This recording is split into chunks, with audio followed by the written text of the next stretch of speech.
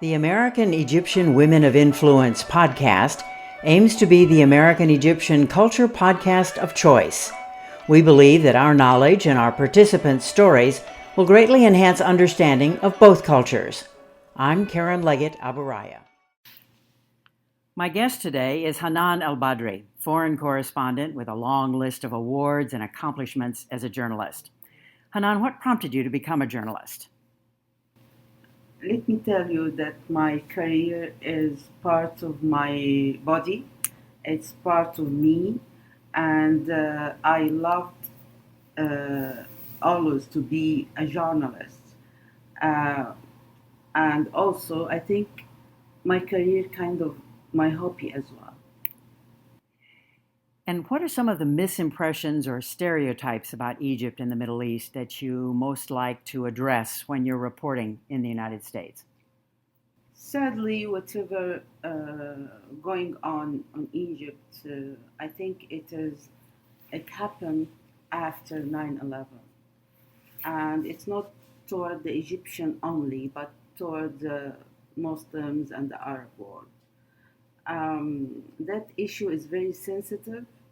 As a reporter, I should cover the news and reflecting whatever happening as.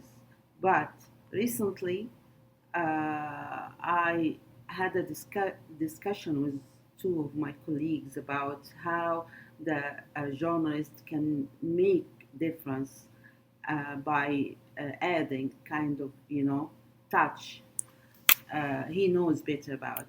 And I think still covering the news, meaning reporting, and at the same time getting some lights on the positive issues and the bright colors.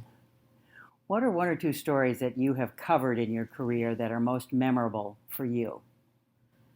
I have actually many, but I'm recognizing the visit to Guantanamo on 2004 and the coverage of the peace process since Madrid early 90s until now. Nothing, of course, happening, and we are waiting to for the deal of the century, which is I don't think it will be fair to the one of the parties, but those are the most especially on Guantanamo. I was the first one, even with a group of journalists visiting there, to be allowed to enter the most dangerous detainee cells in Guantanamo.